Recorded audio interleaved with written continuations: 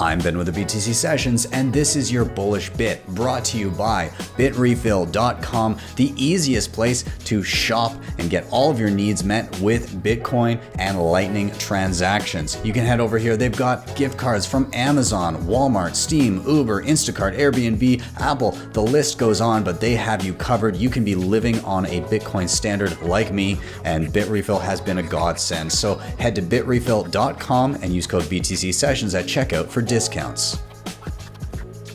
Ghana for me was this first time in the continent for me, and it was a mind-blowing experience. To be totally honest with you, firstly, it had nothing to do with Bitcoin. Why it was mind-blowing? There's an energy in that continent.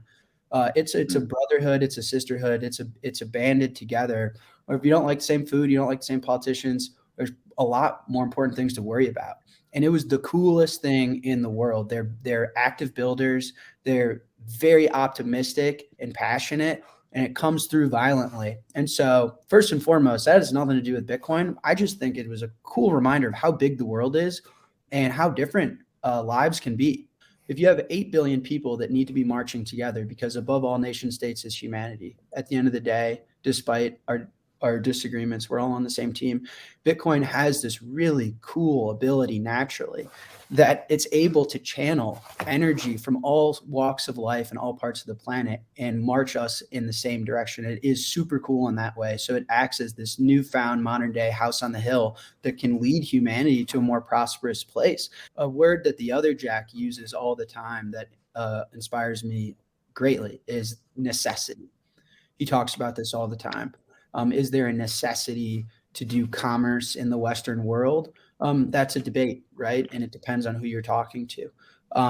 There is necessity for cross-border payments in Africa. And there's a lot of data and history there. And so it was also really, really, really cool to see the natural necessities versus what we speculate on Twitter to be cool. But in practicality, maybe there's not much of a necessity. So for me, there was a necessity in getting out of local currency.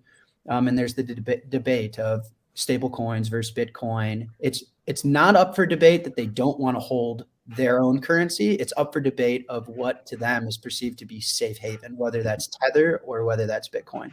And then the other is the difference between the necessity and pure desire and need to go shopping with Bitcoin versus the pure desire and need for cross-border payments and being able to escrow physical value to other continents. And the cross-border payments, it's painfully obvious whether you like it or not, that that's far more a necessity, and natural adoption curve is way more explosive there than in commerce. It's just the reality of it.